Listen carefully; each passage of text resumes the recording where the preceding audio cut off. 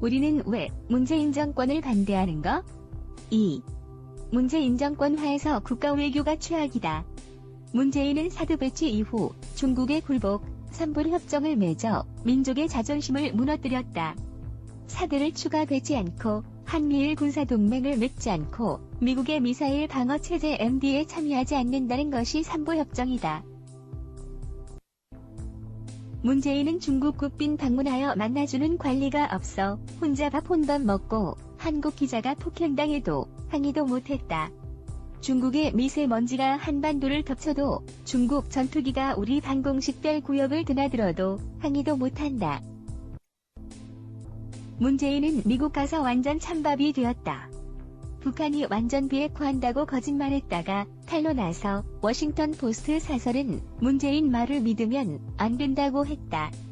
4차 방문에서 정상회담을 2분밖에 못하고 트럼프는 문재인이 금강산 관광과 개성공단 재개 요구를 거절했다.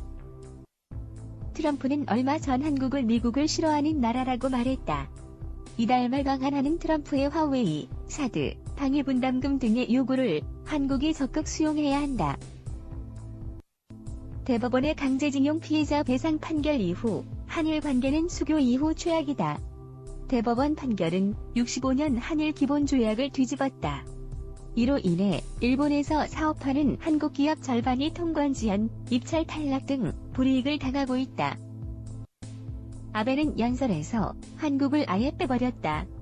한국 외통위 중진들이 일본 가서 중의원 외교위원장 면담을 거절당했다.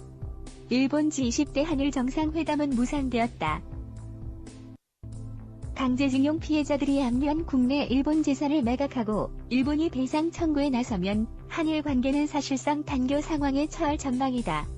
문재인은 2년 동안 34회 외국을 방문하면서 온갖 망신, 조롱, 왕따를 당했다. 말레이시아에서 인도네시아어로 인사했다가 망신당하고, 아침 인사를 저녁에 했다가 망신당하고, 체코에서 원자로 사라고 했다가 거절당하고, 체코를 체코슬로바키아로 불러 망신당하고, 프랑스 대통령에게 북한 제재 완화 요구했다가 거절당하고, 지중해 발칸 국가를 북해 발틱국으로 표기해서 망신당하고, 카자흐스탄에 훈장 받으러 갔다가 취소되어 망신당했다. 안보는 미국, 경제는 중국은 더 이상 안 된다. 확고한 한미일 동맹을 결단해야 한다. 미중 무역전쟁이 확산되고 신냉전의 태풍이 우리를 강타하고 있다.